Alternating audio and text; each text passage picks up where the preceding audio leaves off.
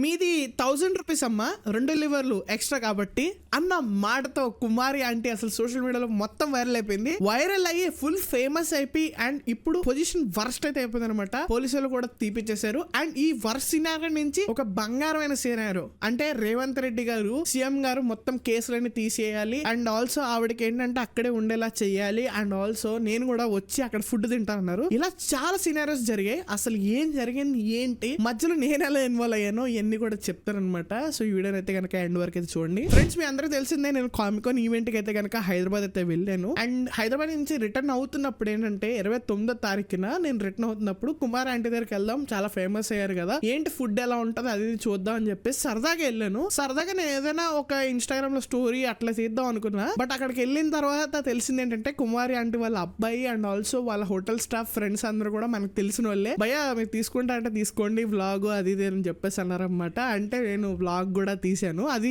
Next వస్తుంది కొంచెం త్వరలోనే ఎడిటింగ్ లో అయితే ఉందనమాట. అండ్ వాళ్ళ అబ్బాయిలకు కూడా చాలా మంది వచ్చి ఫుల్ క్యాష్ అవుట్ చేసుకుంటారు అనమాట. మొత్తం ఫుడ్ వ్లాగర్స్ కానివ్వండి, మీడియా కానివ్వండి. నేను ఉన్నప్పుడు కూడా దగ్గర 6-7 ఛానల్స్ వచ్చాయనమాట. ఈవెన్ దో ఫేమస్ అయిపోయి చాలా వాళ్ళైనా ఇప్పటికి కూడా ఛానల్స్ అయితే వస్తున్నారనమాట. సో దీని వల్ల ఏంటంటే అక్కడ వీళ్ళు క్యాష్ చేసుకుంటున్నారు, కుమారి ఆంటీ వాళ్ళకి ఏం రావట్లే. అఫ్ కోర్స్ బిజినెస్ జరుగుతుంది, అది పక్కన పెట్టేస్తే ఈ కుమారి ఆంటీ వాళ్ళ అబ్బాయి ఎవరైతే ధనుష్ అని ఉన్నారో అతనికి నేను చెప్పాను అనమాట, భయ్యా మీరు కూడా యూట్యూబ్ ఇన్స్టాగ్రామ్ క్రియేట్ చేసుకోండి, అమ్మకి అంత ఫేమ్ వస్తుంది కదా, నేను హెల్ప్ చేస్తాను అని నా వంతు సాయం చేద్దాం అని అనుకున్నా. నా నెంబర్ నేను ఇచ్చాను తనకి అండ్ తన నెంబర్ నేను తీసుకున్నాను. అండ్ ఈ మీడియా ఛానల్స్ వల్ల చాలా పాపులారిటీ వచ్చి అఫ్ కోర్స్ అక్కడ ట్రాఫిక్ న్యూసెన్స్ జరుగుతుంది, మీ అందరికి తెలిసిందే. ఆ న్యూసెన్స్ వలన ఏంటంటే గనక నేను 29వ తారీఖున వెళ్ళాను కదా, ఇంటికి వచ్చేసాను 29వ తారీఖున. 30వ తారీఖున నాకు సడన్ గా కుమారి ఆంటీ వాళ్ళ అబ్బాయి ధనుష్ గారి నుంచి ఫోన్ అయితే వచ్చింది అనమాట. మొత్తం కంగారు అడిపాడు అతను, కంగారు అడిపి ఫుల్ గా ఇలా చెప్పాడు అనమాట, కొంచెం ఏడుస్తూ, భయ్య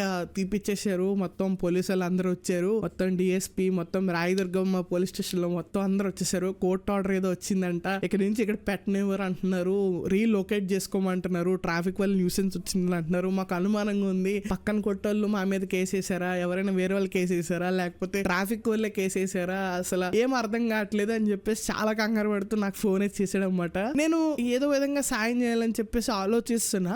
సో ఈ టైంలో ఏంటంటే చాలా వరకు రీల్స్ అన్ని వచ్చేసాయి అండ్ యూట్యూబ్ లో కూడా చాలా వీడియోస్ వచ్చాయి. నేను మొత్తం అంతా కూడా చూసాను అనమాట. చూసి నా వంతు సాయం నేను చేద్దాం అనుకున్నా. అప్పుడే నేను డిఎన్ఏ బ్రో, మన అనిరుద్ బ్రో కూడా ఉన్నాడు కదా నాతో పాటు బ్లాగ్స్ లో, మీరు చూసుంటారు, అతను కూడా ఫోన్ చేశాడు, భయ్య చూసావా సారా భయ్య ఎలా జరిగింది అది ఇది అని. సో మేము సాయం చేద్దాం అనుకున్నాం.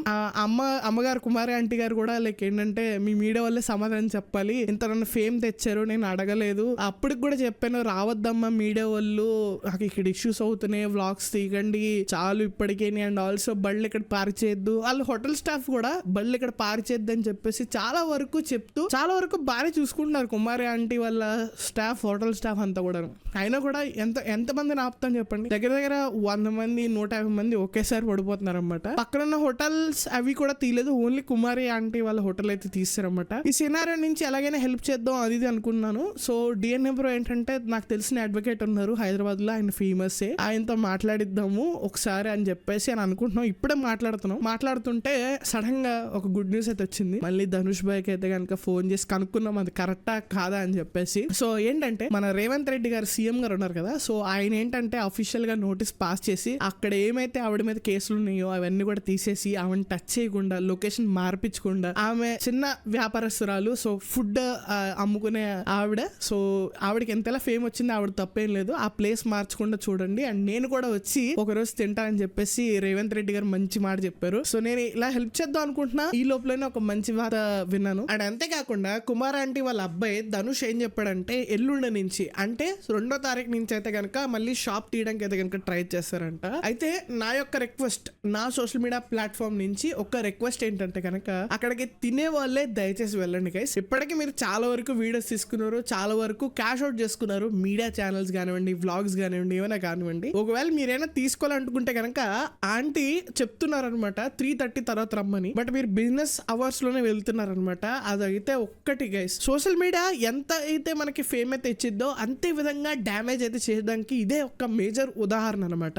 అండ్ ఇదే కాకుండా అండ్ ట్రాఫిక్ బళ్ళు ఎలా పడితే అలా పార్క్ చేయకుండా అది నో పార్కింగ్ జోన్ అనమాట. అట్లీస్ట్ ఒక ఆర్డర్ లో లైన్ లో పెట్టేలాగా మనంతూ ఒక బాధ్యత గైస్. ఎందుకంటే నలుగురికి అన్నం పెట్టే తిండి చెయ్య ఆవిడది.